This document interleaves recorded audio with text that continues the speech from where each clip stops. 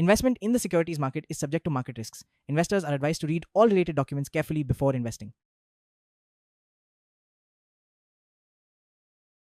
आज मैं ना आपसे आईटी सेक्टर के बारे में बात करना चाहता था। आज खास करके एक बड़ी गिरावट आई है। एक्सेंचर ने अपनी गाइडेंस काफ़ी कंजर्वेटिव दी है कि ग्रोथ आने में मुश्किल होगी और काफ़ी पैनिक हो गया। आईटी सेक्टर बड़ा सेक्टर है, हर इन्वेस्टर का अच्छा खासा एलोकेशन होता है, तो पैनिक हो जाता है। तो आई जस्ट थॉट इस बारे में बात करते हैं, क्योंकि मुझे ये भी पता है कि बहुत फियर मॉन्गरिंग होगी। दो एक्सट्रीम तरह के कंटेंट आने वाले हैं, एक्सट्रीम तरह का न्यूज़ आने वाला है। एक बोलेगा कि आईटी का बिल्कुल ही कोई भविष्य नहीं है, बचो इससे, भागो। एक बोलेगा नहीं नहीं, बहुत वैल्यू है इसमें, this is the time to buy, be brave, खतरों के खिलाड़ी। तो एक्सट्रीम बातें होगी, तो अपन रीजनेबल सेंसिबल बातें करेंगे। नमस्कार दोस्तों, मैं हूं प्रांजल। आप देख रहे हैं फिनोलॉजी। आज जानते हैं आईटी सेक्टर के बारे में स्ट्रक्चरली कि आगे आपको क्या करना चाहिए as a long term investor. देखो, सबसे पहले लॉन्ग टर्म इन्वेस्टिंग फिलॉसफी हमेशा मेरी ये रहती है, आप भी ये रखोगे, मुझे खुशी होगी। मैं जस्ट एक मेंटल मॉडल दे रहा हूं आपको। कोई भी इंडस्ट्री जो फंडामेंटल स्ट्रक्चरल चेंज से गुजर रही है, जिससे उस इंडस्ट्री का बेसिक स्ट्रक्चर बदलने वाला है, जब वो उस दरमियान है, तो उस इंडस्ट्री में हाथ नहीं डालना। इंडस्ट्री किस करवट जाएगी ये प्रिडिक्ट करना मुश्किल होता है। जिस भी करवट जाएगी उसमें विनर कौन होगा ये प्रिडिक्ट करना भी मुश्किल होता है। इसीलिए एनी इंडस्ट्री जिसको आपको लग रहा है कि इसमें ना स्ट्रक्चरल चेंज आ रहा है, 5 साल पहले जैसी थी और 5 साल आगे जैसी होगी, उसमें जमीन आसमान का अंतर होने वाला है इस इंडस्ट्री में, मैं पर्सनली वैसी इंडस्ट्री से दूर रहना पसंद करता हूं।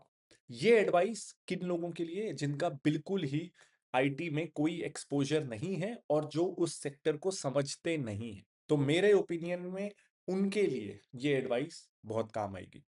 ये सिर्फ आईटी के लिए नहीं है। जब भी आप किसी और सेक्टर में देख रहे हो कि कोई फंडामेंटल चेंज आ रहा है, बिल्कुल हमारी ह्यूमंस की आदतें बदल रही हैं। जैसे 10 साल पहले एक फंडामेंटल चेंज आ रहा था कि हम डिश टीवी, टाटा स्काई से हट के ओटीटीज का एडॉप्शन बढ़ रहा था। ये उस इंडस्ट्री में, कंजम्पशन इंडस्ट्री में एक फंडामेंटल चेंज था। जब भी इस तरह का कोई वंस इन मल्टीपल डेकेड्स वाला ट्रांजिशन पीरियड आ रहा हो, अनलेस आप उस इंडस्ट्री के इनसाइडर हो, इट मेक्स सेंस कि आप उस इंडस्ट्री से दूर रहो। और ये मैं बार बार अक्सर अपने वीडियोस में, अपने कंटेंट में रिपीट करता हूं। क्यों फंसते हैं लोग? एक कारण से कि जब इस तरह का फंडामेंटल चेंज आ रहा होता है, तो उस सेक्टर में एक्सट्रीम वैल्यू होती है। सब कुछ बहुत सस्ता लग रहा होता है। खास करके जब हम हिस्टोरिकल वैल्यूएशन मेट्रिक्स को देखते हैं, जैसे अब अपन टिकर पे चलते हैं। अब यहाँ पे आप देखो, टीसीएस हो या इन्फोसिस हो, 15 और 14 के पीई पे ये मिल रहे हैं। ये हिस्टोरिकली लंबे समय से ऐसे पीई पे नहीं मिले हैं। ये 30 से 40 के पीई में होते थे, अगर मैं आपको पिछले 5 सालों का चार्ट भी दिखाऊं। और पिछले 5 सालों में ये स्टॉक मल्टी ईयर लो पे हैं। 5 साल पहले भी वो प्राइस नहीं था जितने सस्ते ये आज हैं। अब हम पी&एल की तरफ चलते हैं, तो पिछले 5 सालों में इन हाइंडसाइट ग्रोथ आई है, अर्निंग्स बढ़ी हैं, जिस कारण आप देख रहे हो कि इनके जो पीई हैं वो मल्टी ईयर लो पे हैं। तो ऐसे समय में क्या होता है? ऐसे समय में हम जितना पीछे जाएं और इतिहास को आज से कंपेयर करें, तो हमको बहुत ज्यादा वैल्यू दिखती है कि ये कितना सस्ता मिल रहा है। जहां से आगे अगर थोड़ा सा भी बढ़ गया तो 50% तो इजीली बढ़ जाएगा। हम हम कंपैरिजन कैसे कर रहे हैं? रियर व्यू मिरर में कंपैरिजन कर रहे हैं। आज की रियलिटी से हम रियल वैल्यूएशन नहीं कर रहे हैं, हम हिस्टोरिकल कंपैरिजन कर रहे हैं rather than present day valuation. और स्मार्ट मनी की एक सच्चाई है, smart money values a company based on its future, not on it's history. तो हम कर रहे हैं historical evaluation, smart money institutional investors कर रहे हैं फ्यूचर कैश फ्लो की फोरकास्टिंग और उसकी डिस्काउंटिंग, उसके बेसिस पे वैल्यूएशन। तो यहाँ पे मिसमैच हो जाता है।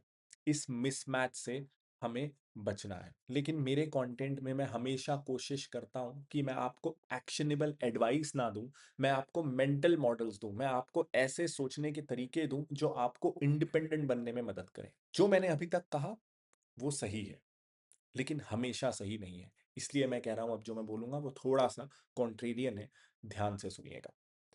इन्फोसिस हो या टीसीएस हो, इनका पास्ट बहुत अच्छा रहा है, आज भी इनका प्रेजेंट भी अच्छा है, प्रेजेंट में भी प्रॉब्लम नहीं है, प्रॉब्लम है फ्यूचर को लेके। तो जिस कंपनी के अब पिछले 10 20 25 30 साल बहुत अच्छे रहे हों, उसकी बैलेंस शीट बहुत हेल्दी हो जाती है, उसमें डेट नहीं होता। आप देखोगे इन कंपनियों में ऐसा कुछ नहीं है, इनके पास कैश होता है, इनके पास फ्री कैश फ्लो होता है, इनके कैश फ्लोज बहुत हेल्दी होते हैं। बाय द वे, इनके पास टीसीएस और इन्फोसिस में ईयरली कितना फ्री कैश फ्लो जनरेट होता है, ये आपका होमवर्क है, ये आप मुझे ढूंढ के बताओ। मैंने फ्री कैश फ्लो के बारे में कई बार कंटेंट बनाया है, यहाँ पे भी एक वीडियो है, इसे देखिएगा, फ्री कैश फ्लो निकालना सीखिएगा और मुझे कैलकुलेट करके बताइएगा कि इस साल इनका फ्री कैश फ्लो कितना है। और ये मैं क्यों बोल रहा हूं, इसको आप समझते हैं। देखो, टीसीएस हो या इन्फोसिस, ये ऐसी कंपनीज हैं जो हर साल हजारों करोड़ का फ्री कैश फ्लो जनरेट करती हैं। फ्री कैश फ्लो की बेसिक डेफिनेशन कि कंपनी की सारी जरूरतें, सारे खर्चों के बाद जो पैसा बचता है, जिसको कंपनी जैसे चाहे यूज करना चाहे वैसे कर सकती है, यानी कंपनी फ्री है उस कैश को यूज करने के लिए, उस पर कोई पाबंदियां नहीं है। वो चाहे तो डिविडेंड बांटे, वो चाहे तो कुछ एक्विजिशन करे, वो चाहे तो उसको रिटेन करे, जो करना है उसे करे, चाहिए तो बायबैक भी करे। तो ये ऐसी कंपनीज हैं जो हजारों करोड़ का हर साल फ्री कैश फ्लो जनरेट करती हैं। और जब ऐसी कंपनीज हों तो ये बेटर इक्विप्ड होती हैं ऑर्डिनरी कंपनी से अपने फ्यूचर और अपने सर्वाइवल के लिए लड़ने के लिए, क्योंकि इनके पास इतना कैश है और बैलेंस शीट इतनी हेल्दी है कि अगर कोई इनसे आगे निकल रहा हो तो ये उसे एक्वायर कर लेती हैं। कोई किसी रिलेटेड डोमेन में कोई नया वेंचर, कोई नया स्टार्टअप अच्छा काम कर रहा हो, उसे एक्वायर करके वहां भी अपनी प्रेजेंस ले आती हैं। तो ऐसी कंपनीज जो एक structural fundamental long term change से गुजर रही हैं, लेकिन जिनका प्रेजेंट बहुत अच्छा है और वो फ्री कैश फ्लो जनरेट कर रही हैं, उन्हें एडवांटेज होता है, उनके पास सर्वाइवल की और यहां से भी ग्रो करने की चांसेस ज्यादा होती हैं एज कंपेयर टू जो मैंने first part of the video में बताया कि जब आप स्ट्रक्चरल चेंज वाली इंडस्ट्री में जा रहे हो तो इट्स वेरी रिस्की, उसको अवॉइड करो, बिल्कुल अवॉइड करो, बिल्कुल मत घुसो उस इंडस्ट्री में अगर वहां ऐसी कंपनीज नहीं हैं जिन जो आज फाइनेंशियली हेल्दी हैं, डेट फ्री हैं, फ्री कैश फ्लो हर साल जनरेट करती हैं। अगर कोई ऐसा सेक्टर है जो स्ट्रक्चरल चेंज से गुजर रहा है लेकिन वहां एक दो बहुत हेल्दी कंपनीज हैं जो फाइनेंशियली बैलेंस शीट उनकी इस कंडीशन में है कि वो पिवट कर सकें और वहां आपको डीप वैल्यूएशन मिल रहा है, और एक तीसरी कंडीशन भी है कि आप उस इंडस्ट्री को समझते हो, आप वो साइकिल को प्ले करने के लिए एक कॉम्पिटेंट पर्सन हो। आप सिर्फ इसलिए ना कर रहे हो कि आपको लगता है कि बहुत वैल्यू है, हिस्टोरिकल कंपैरिजन कर लिया, सस्ता लग रहा है, ले लो। नहीं, आप साइकिल ठीक से प्ले नहीं कर पाओगे। अगर आप उस इंडस्ट्री में जॉब करते हो, आपके घर में कोई जॉब करता है, वेंडर, सप्लायर, या आपका बिजनेस है, या आपके घर में कोई उस फील्ड में काम कर चुका है and you know about that sector more than the market, then you should play that sector. एक चौथी कंडीशन भी है, do not over expose yourself. अगर इतना रिस्की कोई सेक्टर है जो स्ट्रक्चरल चेंज से जा रहा है, वहां मुझे एक फाइनेंशियली वेरी रेजिलियंट कंपनी मिल भी गई है, मेरा सर्कल ऑफ कॉम्पिटेंस है भी, तो भी बिकॉज इंडस्ट्री में इनहेरेंट अनसर्टेनिटीज बहुत हैं, मैं उस इंडस्ट्री में अपना एक्सपोजर, उस सेक्टर में अपना एक्सपोजर बहुत ज्यादा हुआ तो 10% या आइडियली इन मोस्ट केसेस 5% से ऊपर नहीं जाने दूंगा।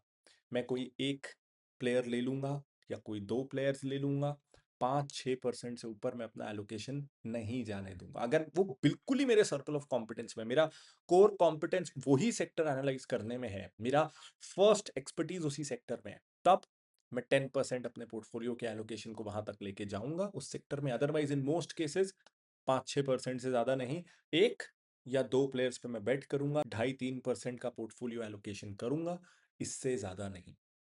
मुझे ये समझना है कि despite the healthy balance sheet, despite मेरा सर्कल ऑफ कॉम्पिटेंस, इंडस्ट्री में इनहेरेंट अनसर्टेनिटीज हैं and I will value it. तो इस तरह से पर्सनली मैं भी आईटी सर्विसेज सेक्टर को प्ले करूंगा।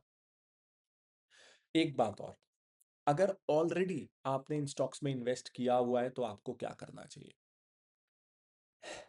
डिफिकल्ट क्वेश्चन है। देखिए, आपको ये जवाब देना है खुद को, मुझे नहीं, खुद को।